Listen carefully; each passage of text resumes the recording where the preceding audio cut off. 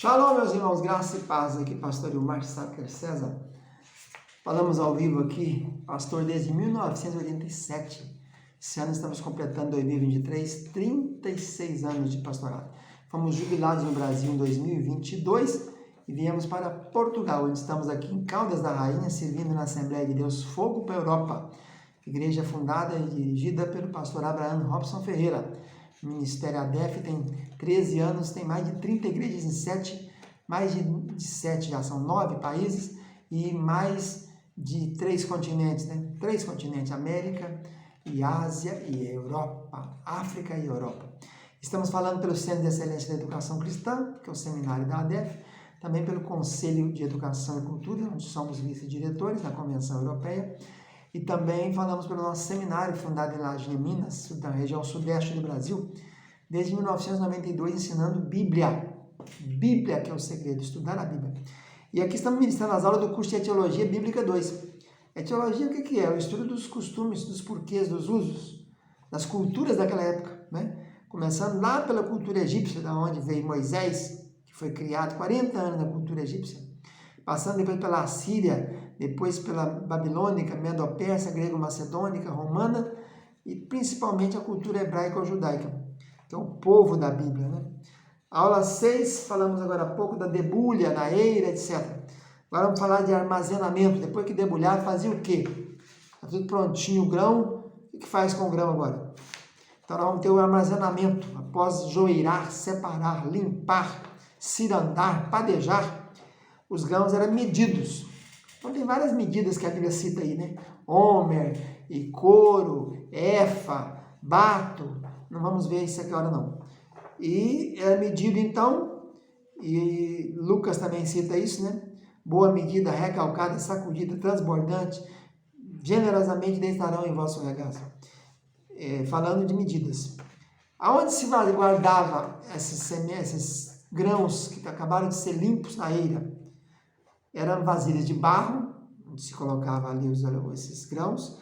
Também cisterna seca, faziam poços, né, tipo silo, faziam poços e ali colocava.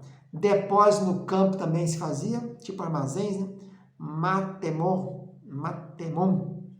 tesouro oculto, 5 vezes no Velho Testamento. Esse aí a gente encontra lá naquele caso, no tempo que 10 homens de Siquém, de Siló e Samaria estavam indo lá visitar, depois da queda de Jerusalém, que Jeremias ficou com Gedalias, mas Netanias e outros mais estavam fugindo para o Egito, depois que mataram Gedalias, filho de Aicão, e eles estavam matando as pessoas ali, que estavam fazendo, esses homens que vinham de Siquém, Siló e Samaria, 10 homens, mas vários homens, 10 escaparam que falaram, nós temos tesouros ocultos no campo, temos celeiros guardados de mel, de cevada, de trigo e tal. Esse episódio está lá no livro de Jeremias, né? Egito, José fez depósito na cidade, né? Antes, no 7 tempos de fartura, em Gênesis 41, diz que ele fez depósito nas cidades para guardar os gêneros, né, os alimentos que ele produziria para os 7 anos de fome.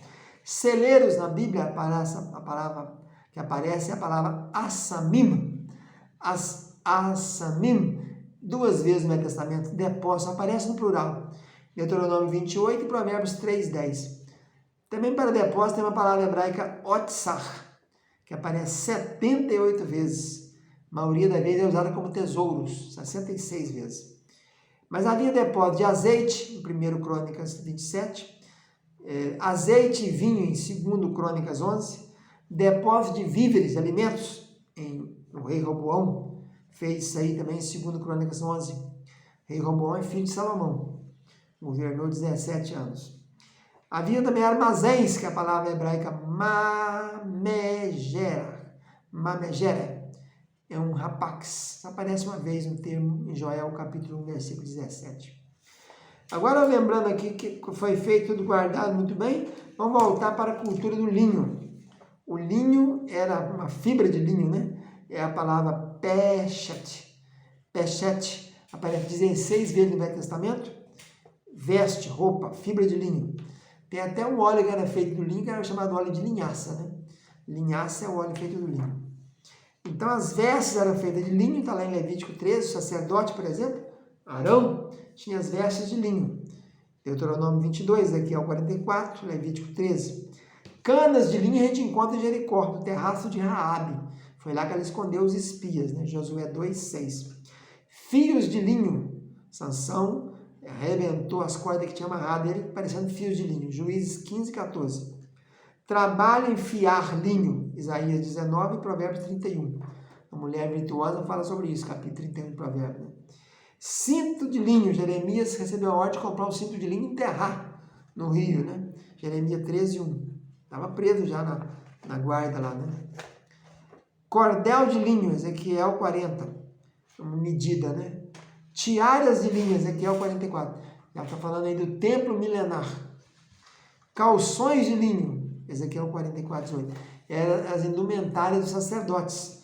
Os sacerdotes tinham que usar linho para não suar. Porque se desse algum suor, eles ficariam contaminados, né? Então, não tinha como